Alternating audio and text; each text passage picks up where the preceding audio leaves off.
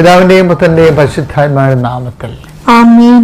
അമ്മേ പരിശുദ്ധമ്മേ, അമ്മേ പരിശുദ്ധമ്മേ, ദൈവമാതാവേ, ദൈവമാതാവേ, കൃപാസനത്തിലൂടെ ഞങ്ങൾക്കും ഞങ്ങളുടെ ദേശത്തിനും അമ്മ മധ്യസ്ഥം തേടി തന്ന എല്ലാ അനുഗ്രഹങ്ങൾക്കും കൃപകൾക്കും ഞങ്ങളിപ്പോൾ ഹൃദയം നിറഞ്ഞ നന്ദി പറയുന്നു. അമ്മേ പരിശുദ്ധമ്മേ, ദൈവമാതാവേ, 2004 ഡിസംബർ 7-ാം തീയതി ഉച്ചകഴിഞ്ഞ് 2:30 സംഭവിച്ച അമ്മയുടെ പ്രത്യക്ഷപ്പെടലിനെ കുറിച്ച് തിരുസഭയ്ക്ക് സമർപ്പിച്ചിരിക്കുന്ന പഠനരേഖകളുടെ സഭാത്മകമായ പഠനം ആരംഭിക്കുവാൻ ഞങ്ങൾ പ്രാർത്ഥിക്കുന്നു. അമ്മേ പരിശുദ്ധമ്മേ, ഭൂസ്വർലോകങ്ങളുടെ രാജ്ഞിയായ അങ്ങേക്ക് ഭൗമ സംരക്ഷണത്തിനായി പ്രപഞ്ച പ്രകൃതിയെ തന്നെ തിരുസഭ പ്രതിഷ്ഠിക്കുവാൻ പ്രത്യക്ഷീകരണം വഴി ഇടയാക്കണമേ. പരിശുദ്ധ അമ്മേ, ജപമാല മാതാവേ, സകല കൃപാസനം പ്രാർത്ഥനകളോടും ചേർത്ത് ഞങ്ങളിപ്പോൾ പ്രാർത്ഥിക്കുന്ന ഈ കുടുംബത്തിന്റെ പ്രത്യേക നിയോഗം. മക്കളെ,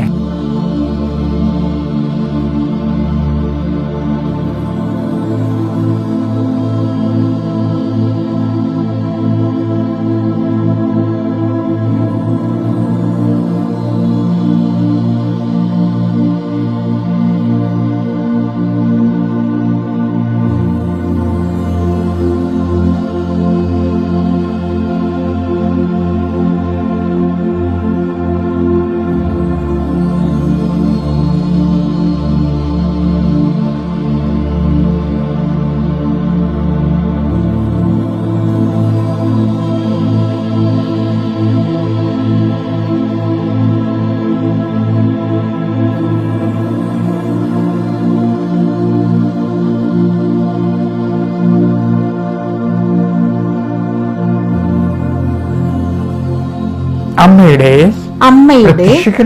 പ്രത്യക്ഷീകരണത്തിന്റെ ഈ അനുഗ്രഹവേളയിൽ ഞങ്ങൾക്ക് സാധിച്ചു തരുവാൻ കനിയണമേ. ആമേൻ. വിശ്വാസ പ്രമാണം. സർവശക്തനായ പിതാവും ആകാശത്തിന്റെയും ഭൂമിയുടെയും സൃഷ്ടാവുമായ ദൈവത്തിൽ ഞാൻ വിശ്വസിക്കുന്നു. അവിടുത്തെ ഏകപുത്രനും ഞങ്ങളുടെ കർത്താവുമായ ഈശോമിശിഹായിലും ഞാൻ വിശ്വസിക്കുന്നു. ഈ പുത്രൻ പരിശുദ്ധാത്മാവിനാൽ ഗർഭസ്ഥനായി കന്യകാമറിയത്തിൽ നിന്ന് പിറന്ന് പൊന്തിയോസ് പീലാത്തോസിന്റെ കാലത്ത് പീഡകൾ സഹിച്ച് കുരിശിൽ തറയ്ക്കപ്പെട്ട് മരിച്ച് അടക്കപ്പെട്ട് പാതാളങ്ങളിൽ ഇറങ്ങി മരിച്ചവരുടെ ഇടയിൽ നിന്ന് 3-ാം നാൾ ഉയർത്ത് സ്വർഗത്തിലേക്ക് എഴുന്നള്ളി സർവശക്തിയുള്ള പിതാവായ ദൈവത്തിന്റെ വലതുഭാഗത്തിരിക്കുന്നു. അവിടെ നിന്ന് ജീവിക്കുന്നവരെയും മരിച്ചവരെയും വിധിക്കുവാൻ വരുമെന്നും ഞാൻ വിശ്വസിക്കുന്നു. പരിശുദ്ധാത്മാവിലും ഞാൻ വിശ്വസിക്കുന്നു. വിശുദ്ധ കത്തോലിക്കാ സഭയിലും പുണ്യവാന്മാരുടെ ഐക്യത്തിലും പാപങ്ങളുടെ മോചനത്തിലും ശരീരത്തിന്റെ ഉയർപ്പിലും നിത്യമായ ജീവിതത്തിലും ഞാൻ വിശ്വസിക്കുന്നു. ആമേൻ. സ്വർഗ്ഗസ്ഥനായ ഞങ്ങളുടെ പിതാവേ, അങ്ങയുടെ നാമം പൂജിതമാകണമേ. അങ്ങയുടെ രാജ്യം വരണമേ. അങ്ങയുടെ തിരുമനസ് സ്വർഗത്തിലെ പോലെ ഭൂമിയിലും ആകണമേ. അന്നു വേണ്ടുന്ന ആഹാരം ഇന്ന് ഞങ്ങൾക്ക് തരണമേ. ഞങ്ങളോട് തെറ്റ് ചെയ്യുന്നവരോട് ഞങ്ങൾ ക്ഷമിക്കുന്നത് പോലെ ഞങ്ങളുടെ തെറ്റുകൾ ഞങ്ങളോടും ക്ഷമിക്കണമേ. ഞങ്ങളെ പ്രലോഭനത്തിൽ ഉൾപ്പെടുത്തരുതേ, തിന്മയിൽ ഞങ്ങൾ രക്ഷിക്കണമേ. ആമേൻ. നന്മ നിറഞ്ഞ മറിയമേ, സ്വസ്തി. കർത്താവ് അങ്ങയുടെ കൂടെ സ്ത്രീകളിൽ അങ്ങ് അനുഗ്രഹിക്കപ്പെട്ടവളാകുന്നു. അങ്ങയുടെ ഉദരത്തിൻ ഫലമായി ഈശോ അനുഗ്രഹിക്കപ്പെട്ടവനാകുന്നു. പരിശുദ്ധ മറിയമേ, തമ്പുരാന്റെ അമ്മേ, പാപികളായ ഞങ്ങൾക്ക് വേണ്ടി ഇപ്പോഴും ഞങ്ങളുടെ മരണസമയത്തും തമ്പുരാനോട് അപേക്ഷിക്കണമേ. ആമേൻ. നിങ്ങൾ ഈ പ്രാർത്ഥന ഷെയർ ചെയ്യണമേ. കാര്യം അത് തന്നെയായിരിക്കും ഇന്നത്തെ നിങ്ങളുടെ ജീവിതത്തിലെ ദൈവാനുഗ്രഹത്തിൻ്റെ ഒരു കാരണം. നിങ്ങൾ മാത്രം കേട്ട് അനുഭവം പ്രാപിക്കാതെ കർത്താവിൻ്റെ വേല മറ്റുള്ളവർക്കും കൂടി കർത്താവിൻ്റെ സുവിശേഷം എത്തിക്കാൻ വേണ്ടി നിങ്ങൾ ശ്രദ്ധിക്കണം. കർത്താവ് നിന്റെ ഉന്നതമായ നാമത്തിന് സ്വസ്ഥം ചെയ്യുന്നു. കർത്താവ് നിന്റെ വിശുദ്ധ പൗരോഹിത്യത്തെ മഹത്വപ്പെടുത്തണമേ. കർത്താവ് സഭയിലുള്ള സാന്നിധ്യം പ്രകടമാക്കണമേ. 39 വർഷം ഞാൻ അർപ്പിച്ച കൃപാനയുടെ യുഗതിയാൽ കൃപാസാൽത്താറെ ജീവനുടെ പ്രത്യക്ഷപ്പെട്ട പരിശുദ്ധ അമ്മയുടെ മാധ്യസ്ഥത്തിലെ ഞാൻ ഈ മക്കളെ ഈശോ നാമത്തെ ആസ്വദിക്കുന്നു. കർത്താവെ, രോഗികളുണ്ട് ഈശോയെ. കർത്താവ്, ചില രോഗികൾ അവരുടെ രോഗങ്ങൾ പറയത്തില്ല, പേടിച്ചിട്ട് നാണമായിട്ട് മിണ്ടാതിരിക്കുന്നവരുണ്ട്.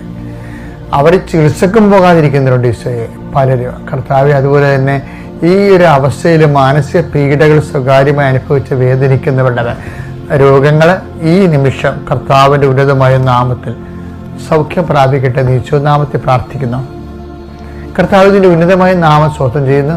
കൃപാസാൽത്താര ജീവനോടെ പ്രത്യക്ഷപ്പെട്ട പരിശുദ്ധ അമ്മയുടെ മാധ്യസ്ഥത്തിലെ ജീവിത ആവശ്യങ്ങളിലെ സംഭ്രമജനകമായ സങ്കടങ്ങൾ അനുഭവിക്കുന്നവരെ, ഇതിൽ ഞങ്ങൾക്ക് മോചനമില്ല, ഞങ്ങൾ ഗതി പിടിക്കത്തില്ല, ഞങ്ങൾ തീർന്നു പോകുമെന്ന് ഓർത്ത് ആശങ്കപ്പെടുന്നവരെ, അവിടെ മേൽ ഇന്ന് സഞ്ചാരി മാതാവ് കൃപാസനത്തിൻ്റെ അമ്മ പരിശുദ്ധ മാതാവിൻ്റെ പ്രത്യേക സാന്നിധ്യം കൊണ്ടാണ് പ്രാർത്ഥിക്കുന്നത്.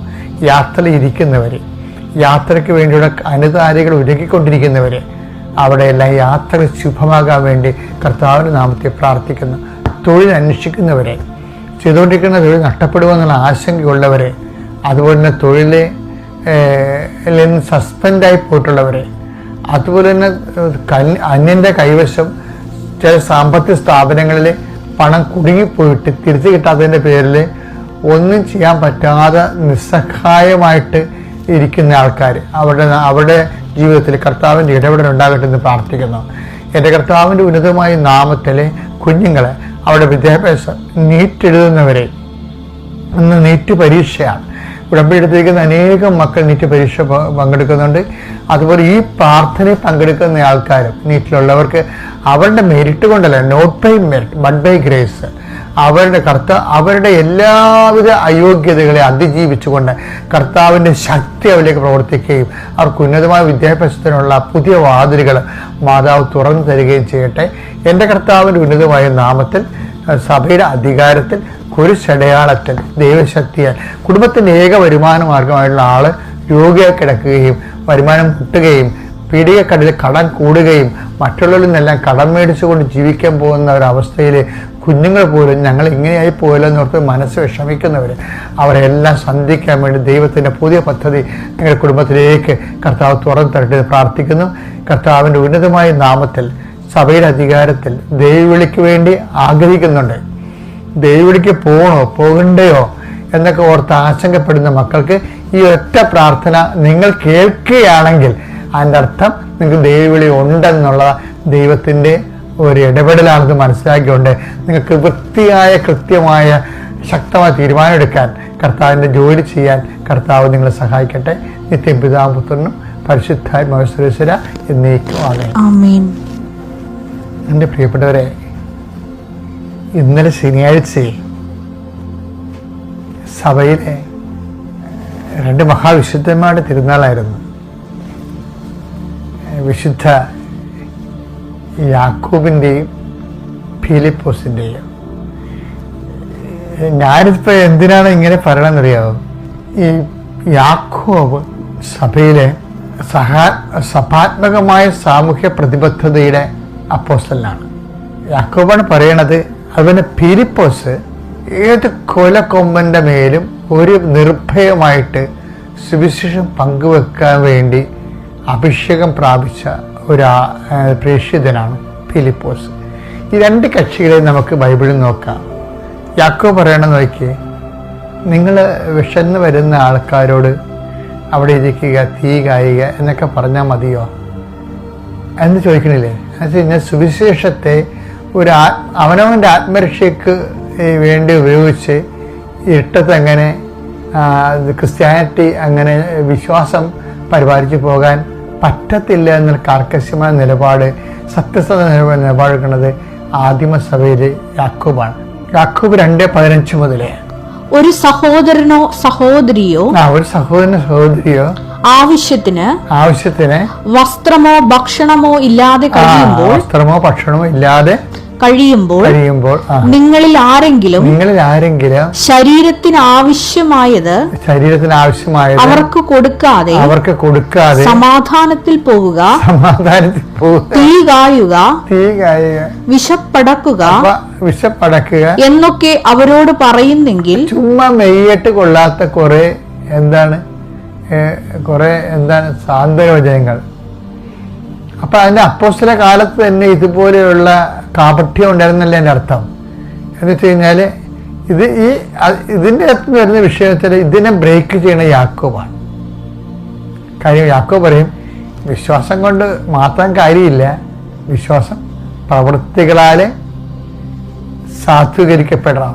Take the word of God. Yakob 2:17.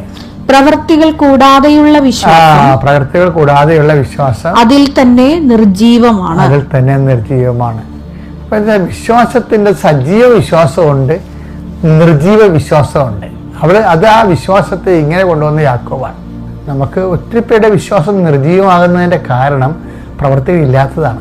ഉടമ്പടിയിൽ സജീവമായ സാക്ഷ്യം പറഞ്ഞാൽ എങ്ങനെയാണ്?